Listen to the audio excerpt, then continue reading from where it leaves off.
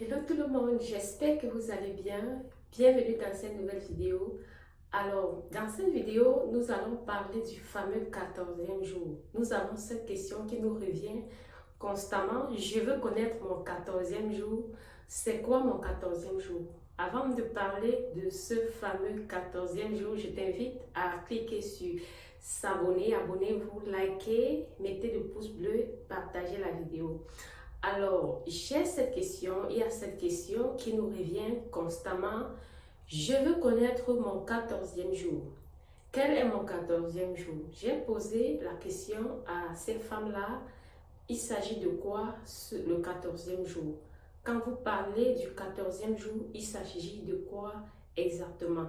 Alors, d'autres m'ont dit elles veulent connaître le 14e jour parce qu'elles veulent tomber enceinte et elles ne connaissent pas calculer le cycle. C'est le jour qu'elles souhaitent connaître pour pouvoir entretenir les rapports parce qu'elles veulent tomber enceinte. D'autres disent, je ne veux plus tomber enceinte et je veux connaître mon 14e jour pour pouvoir éviter les rapports. Voilà. Donc, j'ai compris par là que le fameux 14e jour, il s'agit du jour de l'ovulation. Donc, je vous avais toujours dit, je vous dis toujours, le jour de l'ovulation de chaque femme dépend de la durée de son cycle menstruel. Si tu n'as pas le cycle de 28 jours, le 14e jour n'est pas ton jour d'ovulation.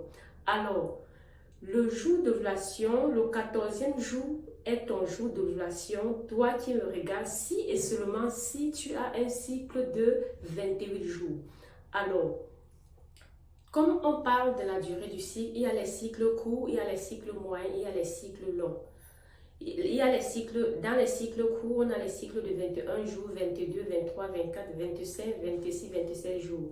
Dans les cycles longs, il y a les cycles, dans les cycles moyens, autant pour moi, il y a des cycles de 28, 29, 20, 30, 31, 32 jours. Dans les cycles longs, 33, 34, 35, 36, 37, 38 jours, 39, parfois 40 chez certaines femmes. Voilà.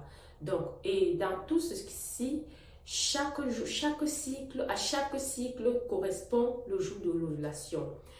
Pour n'importe quel cycle, si tu veux connaître le jour de ton ovulation, peu importe la durée de ton cycle, tu dois juste soustraire 14 jours à la durée de ton cycle.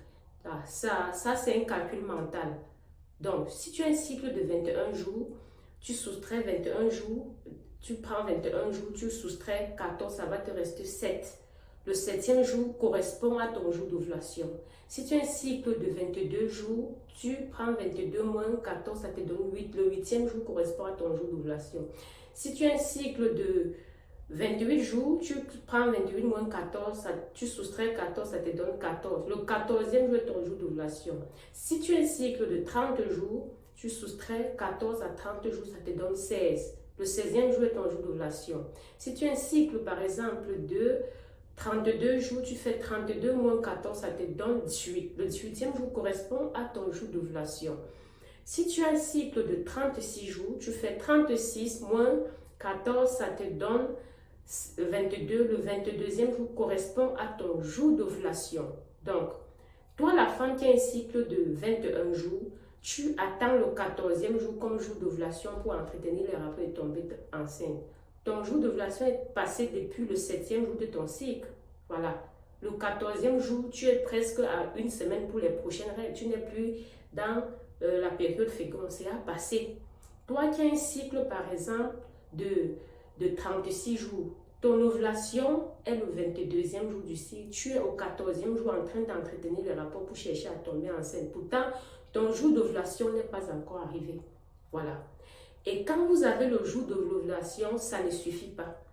Quand il y a le jour d'ovulation, on parle de période féconde. Donc, on ne peut pas parler de période féconde sans ovulation. C'est quand l'ovulation est présente qu'on parle de période féconde. Donc, pour la période féconde, vous pouvez compter 5 jours avant l'ovulation et 2 jours après l'ovulation pour trouver votre période féconde. La période féconde est encore appelée période fertile, c'est-à-dire la période à laquelle vous pouvez tomber enceinte si vous entretenez des rapports non protégés. Voilà.